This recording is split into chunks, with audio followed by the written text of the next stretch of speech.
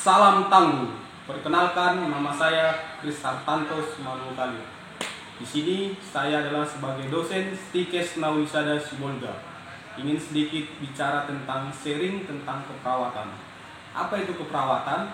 Keperawatan adalah suatu profesi yang dilakukan oleh orang yang ahli di bidang keperawatan, di mana keperawatan itu memiliki suatu kampus ataupun memiliki suatu legalitas perguruan tinggi, mulai dari D3 keperawatan, S1 keperawatan nurse, S2 keperawatan, sampai S3 keperawatan. Bahkan profesor keperawatan sudah ada di Indonesia.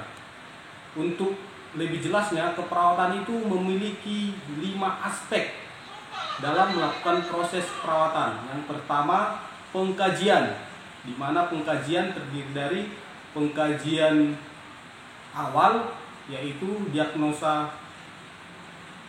objektif dan data subjektif. Nah, di situ ada data, contohnya tekanan darah, berat badan, tinggi badan, suhu tubuh, bahkan keluhan-keluhan yang ditanyakan oleh seorang perawat. Masuk kita ke tahap berikutnya, yaitu diagnosa keperawatan. Diagnosa keperawatan adalah masalah ataupun kebutuhan yang diperlukan seorang pasien. Contohnya, salah satu diagnosa keperawatan peningkatan suhu tubuh, ditandai dengan proses terjadinya infeksi berhubungan dengan suhu tubuh 39 derajat Celcius. Oke, tahap berikutnya yaitu rencana. Dalam rencana apa yang mau kita lakukan pada pasien. Contoh, tadi ada diagnosanya peningkatan suhu tubuh. Jadi apa kebutuhan dia? Yang pertama, lakukan kompres. Yang kedua, beri posisi yang nyaman. Yang ketiga, kolaborasi dengan dokter. Karena perawat itu tidak diajari dalam memberikan obat, tidak diajari memberikan terapi ataupun bersifat farmakologis. Dia hanya bersifat dalam kebutuhan dasar ataupun apa sih yang perlu dalam pemenuhannya untuk meningkatkan derajat kesehatan. Berikutnya adalah implementasi ataupun disebut juga dengan tindakan.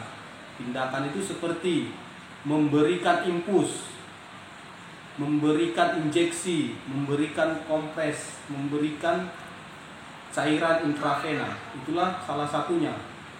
Di luar dari kewenangan oleh medis, karena dokter sama perawat itu dia kerjanya mitra. Ada bagian perawat, ada bagian medis, dan terakhir evaluasi. Setelah kita lakukan pengkajian, diagnosa, rencana, tindakan, kita evaluasi.